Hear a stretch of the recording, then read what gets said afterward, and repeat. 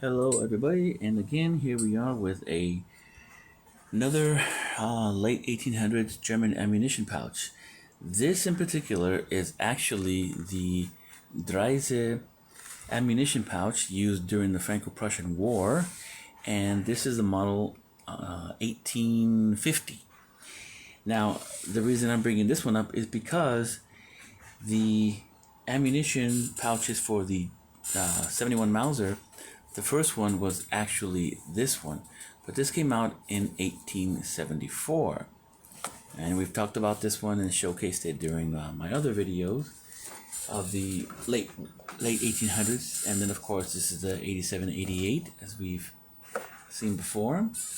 But this one, because it came out in 1850, I believe 1850, and this one came out in 74, obviously the 71 Mauser needed an ammunition pouch, and it was actually using this one. Very antiquated looking, right? Very old style looking. And this one here, as far as I know, did not have some sort of loops for the individual cases or the cartridges. So they were all basically just hanging in there. And we're going to take a look at the setup of this pouch in a minute here. But they were pretty loose and they were pretty heavy. And there were the left and right. I'm not 100% sure if this is a left or if this is a right. But the other one has this extra loop on this side, and so vice versa. So that's a way to tell you that it's a left and a right. Now I have no idea what in the world this was all about. I have no idea. I mean, you can obviously see that if you take this off, you can take out your belt really easily without having to slip it through. But then you've got this one that doesn't have that. So I don't get that. I really just don't get that. And the book on the Franco-Prussian War by the Verlag publishing company, unfortunately that set of two books, which I do want to get, is almost $200 to $300. So something really happened really badly during COVID that price just skyrocketed. It was at $150 to begin with, and it's only been out maybe a year and a half, something like that, but it's already skyrocketed to that price. In any case, this one here, like I said, it's a very old style Napoleonic type pouch that was very typical of the time period. This is all very typical of the time period. Big flap. Civil War, American Civil War had the same sort of basic big flap style. The French also had something like this for the 1840s or 1830s, and you saw that pouch also in the Mexican intervention, and you might have seen it also during the Franco-Prussian War, which I'll do a video on those as well. But in any case, this one here looks a little bit simple, except that you start to see that on the edges, just like the 74, of the edges of the 74, they put in an extra piece of leather that is binding the corners. They do the whole thing. And obviously, as you can see, the 87-88 did not have that extra piece going over the edge of the two connecting pieces. And this is just to keep the ammunition down. This flap here, as you can see, this here is just sewn in from here, from the inside and on the outside of the box. Inside from the flap, outside of the box, as you can see right here. Right here. For some reason they were white. I don't know, because I barely had both of these and I've already got them dirty from just handling them. So I wish I knew. I wish I knew what this was.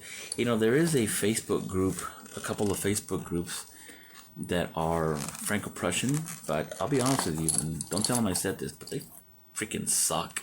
To put it nicely, they freaking suck.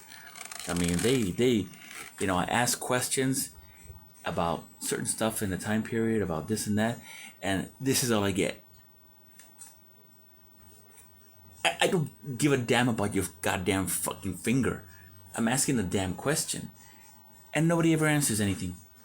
So, in any case, I have not found any respectable, decent historical group on Facebook. And if any of them watch this video, I really don't care because you don't know who I am. So, neither.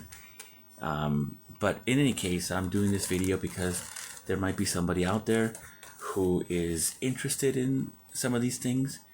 By the way, I bought the set for $120 with shipping included. Yes, insanely expensive. And the only place I've been able to find these repros being made is in Europe. Are you sitting down for $150 for the set plus shipping from Europe? Yeah. Now, let's take a look at the side here. You can see that this one here is quite a bit bigger.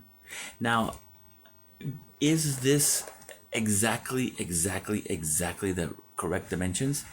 I'm not sure, because if you remember, if you saw my German, my other video on my German ammunition pouches, the repro was actually a little bit bigger than this original.